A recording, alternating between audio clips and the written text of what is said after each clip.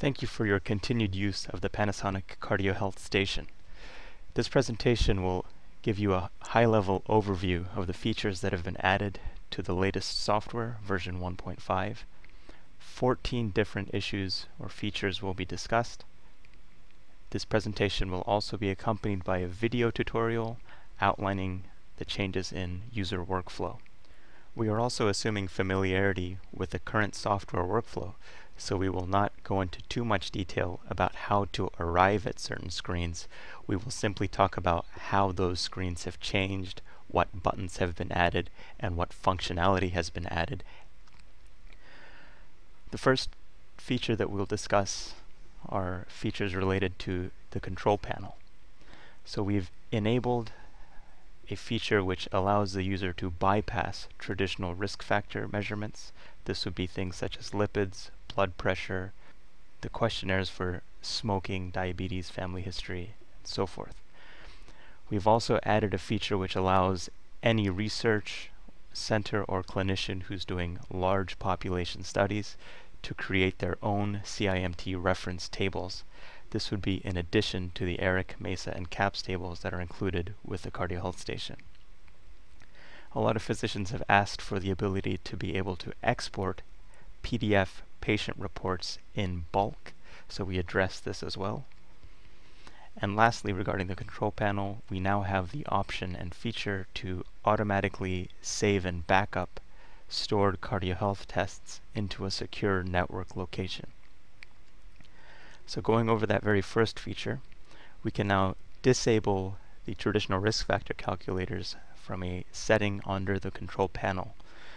So once you're in the control panel, on the System Settings menu, specifically under the Report tab, at the very top of the page you will see a traditional risk factor assessment box. By turning this feature off, you will now not be required to enter things such as the cholesterol panel information, blood pressure, the questionnaire for risk factors such as smoking, diabetes, family history. All of those things are required for the traditional risk factor calculators. If you're simply interested in just performing the IMT measurement, you can disable this feature by turning this risk factor calculator off. As you can see, that field is now grayed out. You are no longer allowed to choose Framingham and so forth when this feature is off. But do keep in mind, although this allows a quicker study, the first page of the report will be partially empty. So here is an example of a report where the traditional risk factor calculator was enabled. This is what you're normally used to seeing. You will have the cholesterol information labeled with the ranges specified. Later on in this presentation, we'll cover what these grayed arrows mean. When the traditional risk factor calculator is disabled or turned off, you will not be required to enter this information, and if you do not, on this report, none of the information will be presented, and these bars will just be left blank. You will also not see any arrow here for the overall risk assessment. So again, the report is going to be partially empty in that this upper section will be blank. However, the direct arterial evaluation section, which contains the IMT and plaque assessment, will still be filled in. The second feature that we'll go over relating to the control panel are the ability to create new data tables. So under the same report panel, if you scroll down a little bit under that settings menu, you'll see the ability to register or create a user-defined IMT table. What this will do is, rather than display MESA, CAPS, or ERIC IMT data tables on the report, you will be able to see your own studies. This is only for sites, however, which have several thousand data points. Doing this with anything less creates statistically insignificant IMT tables. Under that same control panel, if you scroll down to the very bottom, you will see the ability to output JPEGs, which you've always been able to do. But in addition to that, you can switch it to JPEGs and PDF. What this does is allows the user to export completed studies as you normally would from the study records menu. You can now export these in bulk by selecting several completed studies under the study record menu. When you press the export button, data sent to the external hard disk or USB disk will now include a PDF file named with that person's first and last name, the test ID field, and this PDF is going to be automatically generated when that output format is selected. And lastly, under the control panel, the CardioHealth station can now be configured to export data to a secure networked location. For now, this has to be either an FTP folder or a shared folder on the server, which is specified by an IP address. So in order to do this, the CardioHealth technician who comes in to perform the software upgrade will need to be assisted by your IT administrator or network administrator in order to give us the settings for your FTP server access. When you do this, you can browse from any networked computer to that FTP location and see all of your exported data containing the raw data for each test. In addition to that, the PDFs will also be there if that feature was selected. The second software update feature that we'll review is the ability to now electronically type in comments as you normally would under the comment section. These comments now will show up in a separate section underneath the physician's comments box that has always been available on the CardioHealth report. So as you can see, you can take in notes such as what we've described here relating to the study happening at that time or the patient condition. So these will be documented then on the report and can be referenced for future tests. We now also have the ability to save multiple ultrasound images per side. This was a feature that's been requested by physicians and researchers who are interested in identifying the number of plaques found per side, and those physicians or researchers who've wanted to take different views of that plaque if there was plaque present. So we can now take 30 images per side under the plaque scan mode. So this would be a total of 60 images for the aggregate right and left sides. We're also able to do 8 separate images, 8 separate measurements per side when on IMT mode. So this again enables 16 IMT measurements for that one patient. Having the ability to do multiple IMT measurements also enables multiple angle CIMT measurements, which are described later on in this presentation. The video tutorial will also describe this with an actual patient case shown on the screen. Lastly, to enable the storage of multiple images, after, let's say on the plaque scan, after you've frozen an image, you do have to press this image save button. Once the image save button is pressed, then that image is going to be stored as part of this patient's record. You can then freeze as many up to 30 images per side, and then do press image save after each image that you would like to store. If you are unhappy with that picture, simply unfreeze the image, capture another one, and save the images which you do want to be saved.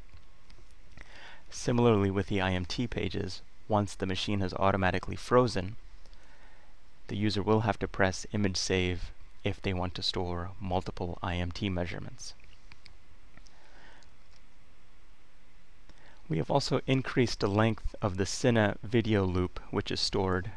I'm not sure if many of our users use this feature, but you do have the ability to scroll back through now 256 frames of a video loop, when previously you were only able to scroll back through 60 frames of a video loop. This option is only enabled under the plaque scan mode. This allows users to hit the freeze button and then trace back through that video to find the best frame to use when the plaque was most apparent, or when the operator is happiest with the quality of that image to display plaque presence or absence. The ABI reporting is now also live. What this means is that you have 3 additional pages to the existing CardioHealth report. The pressures which are entered under the ABI menu will now be displayed accordingly on this page, where you have an individual with arm cuffs and ankle cuffs. We'll display both brachial pressures, the 4 ankle pressures, and the ABI ratio. In addition to that, there have been two other pages, one for the right foot and one for the left foot, where the Doppler waveforms can be attached to these two pages. This is mainly intended to be used on the application for insurance reimbursement, but outside of reimbursement, if the patients are interested in seeing this data, the CardioHealth station now allows the users to attach that information here. One of the most important features that we've added is the ability to see color Doppler. There's two options that any user will have. The option for color, as you can see under this red box here, or the option for power. For the purposes of the CardioHealth station end user, CardioNexus recommends only using the power option, the power feature. Color is only used to determine flow directionality. It provides some information about arterial and venous flow, showing those two flows in two different colors. So if the probe is positioned one way, you will have red flow or red color to determine arterial flow, and blue color to determine venous flow. This does require some advanced technique. Simply changing the angle of the probe will cause those colors to reverse. So we do recommend only using power, which only displays in one color, which is orange, as you can see on the screen. And power enables a more sensitive image analysis so that we can determine better presence or absence of plaque by removing the artifact. We'll go into an example of how this is used, since this will affect the ultrasound workflow. The image on the right contains some lumen encroachment or some plaque. If you can make out this shade of gray kind of attached on the top wall, the near wall, and the far wall of the artery in this cross-sectional orientation. But now when we enable the power feature, you will see some visual representation of blood flow. In this case, you see orange occupying the center of the artery, but the perimeter of the artery where there is lumen encroachment is missing blood flow, and so those portions are not lit up by that color representation. So it's the same anatomy. We've enabled the power feature, making it very clear then where you have plaque on the near and far walls of the artery. Now that you have the option to save multiple views or multiple images under this plaque scan mode, we also recommend turning the probe into a longitudinal orientation to verify that there is plaque presence or plaque absence. In the same way, if we enable the color feature, you can clearly see where there is flow missing in this artery, and then you can very easily point out to places where there is lumen encroachment or plaque presence. Going back, this color and power feature, whichever one you choose to use, again, CardioNexus recommends only using the power feature. This is simply intended to help the operator determine presence or absence of plaque. We do not recommend anything further than that relating to stenosis measurements or flow velocities. These two criteria are intended for very advanced users, RVTs, sonographers, and vascular labs. The CardioHealth station report is only going to show plaque presence or absence, and in the absence of plaque, then it will trend that IMT value to help determine patient risk. Percent stenosis and increases in flow will not be shown on the CardioHealth station report. The one key feature that's been added around this probe angle guide is the ability to actually see the numerical angle degree value. This will help for serial measurements. The operator can then look at the numerical value to see how far off or how close they were to the previous measurement. This number is also going to be displayed on the report. Again, we talked about having the ability to do multiple angles measured on that same carotid artery on the right or left side. Previously, you were only able to view a lateral position of the artery. What's shown here on the screen is a lateral view. We've now added the option to do an anterior view and a posterior view per side. In addition to this, you can also do numerical angle marks. These are again for more advanced users. What this will do is changing this drop-down menu from lateral to anterior, posterior, or any one of the numerical values will cause that green window guide to shift around the subject's neck, giving you a window as to where to position the probe to help standardize the angle measurement. When you go to measure multiple angles, again, the CardioHealth station is built around far wall common carotid measurements as prescribed by the American Society of Echocardiography.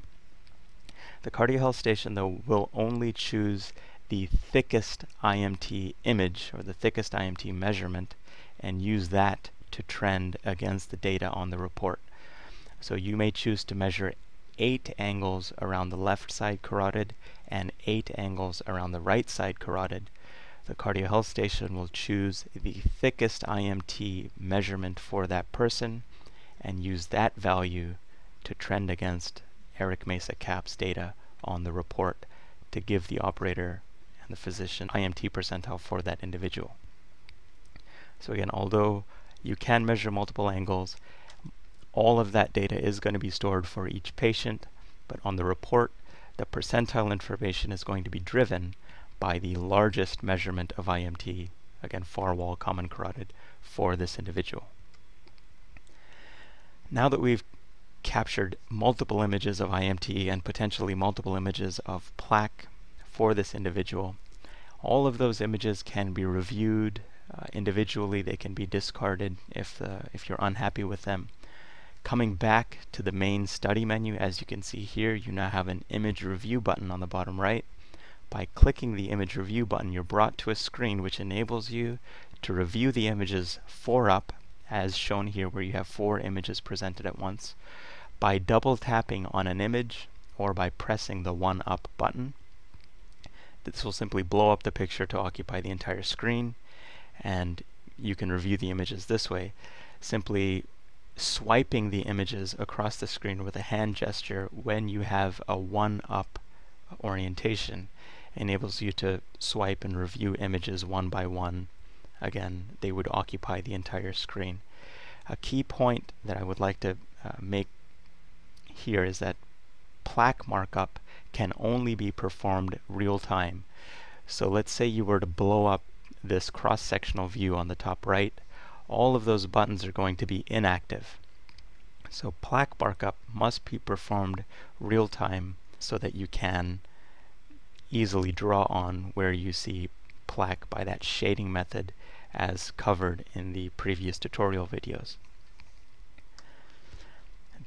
That plaque markup feature will also be discussed in this current video tutorial, which you should watch immediately after reviewing this presentation. We have also moved the auto ROI and auto freeze buttons to the front page or to the front of the ultrasound pages. A lot of users will manually set the region of interest if the subject has a very thick neck or the jugular vein is in view, where the region of interest doesn't automatically track the far wall of the carotid artery. In these cases, the region of interest may jump to a higher or lower section of that person's neck, which is not the far wall of the common carotid.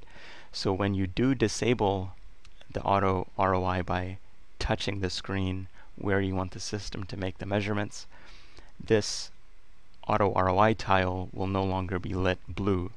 So as a quick check, both should be normally lit blue, but in some cases where the user manually fixes the region of interest, that tile will then become inactive. If you'd like to reactivate that, you can simply touch the button and auto ROI will then be turned on. This again allows just for quick changes to the IMT settings, again for more advanced users or maybe some difficult patients where auto freeze is not as easy with some difficult anatomy, either the vein or a very deep artery in the image plane. We've also added the feature that allows any operator to change the table, to change the IMT mapping table in real time. So from the carotid report page on the very bottom of the report, bottom of the screen, you have a button for graph info. So in some cases where you have a very young patient and the MESA table is chosen, if the patient's age lies outside of the available population data, for example, on the MESA set, we have from 45 up to 85 years old. If you have a 40-year-old individual, you normally would see a script saying patient age out of range. All this means is that the patient's age is outside of the available data. Now when you see that, there's no need to be concerned. You can simply touch the graph info button and choose a more applicable population set, either the CAPS data, which goes down to 25, or the ERIC set, depending on the patient age. So this also allows the physicians or operators to check every chart if they'd like, so they can reference the MESA set, the CAPS set, and the ERIC set to see where each data set assigns this individual per their IMT. There's also a feature which now trends this person's data, or trends each subject data over time. So if this person here, let's say John Smith, were to have come in on March 14th, 2012 and get one exam done, and then come back 2 years later for a follow-up, say in the future, March 14th, 2014, any previous data is going to be marked with a grayed out arrow or indicator. On the traditional risk factor score, you will see gray arrows pointing to where this individual was on the previous measurement, marked by the date. Similarly, on the IMT table, you will see a gray diamond marking where previous IMT measurements were made and where that person stood at that time.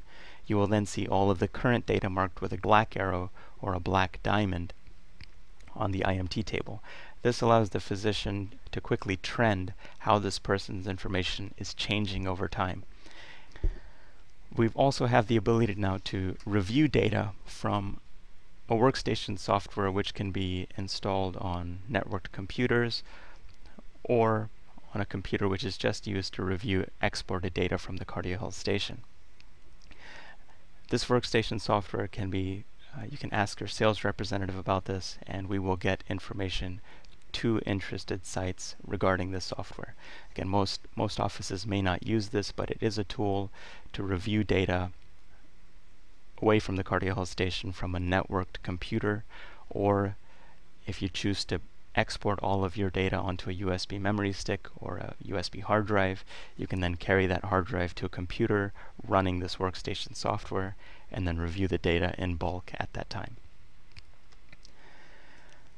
Now we will discuss some of the research features that we've enabled on the CardioHealth station. Again, most of our primary care doctors, primary care officers, and clinicians in wellness won't use this feature, and we don't recommend them to use this feature.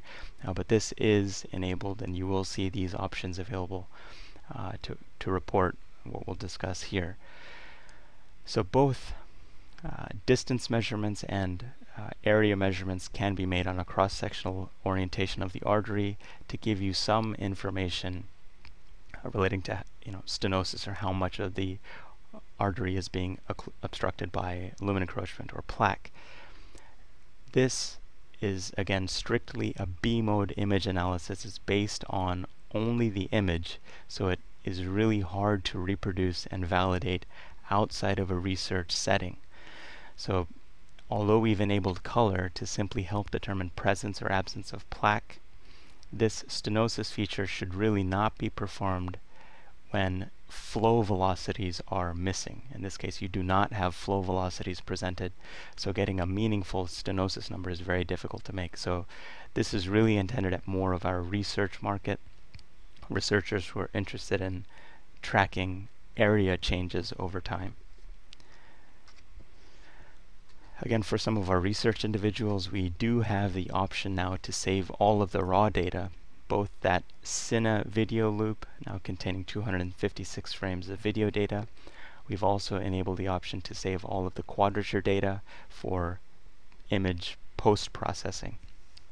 Again, this setting is done or can be changed by the CardioNexus technician from the service menu if you are interested in storing some of this raw data. It does increase time needed to save each test, and it significantly reduces the amount of space needed on the CardioHealth station, so more frequent data backups will be required. But these features we will discuss on a one-off basis as different physicians or different research sites have this requirement. I will make sure to mention that any user do pay attention to the video tutorial which is included on the website as well. This presentation is simply intended to give a very high-level understanding of the key features which have been added. The video tutorial will cover the software workflow and how the software workflow has changed with the addition of some of these features. Thank you so much for your time. We hope that you would have continued success using the CardioHealth station.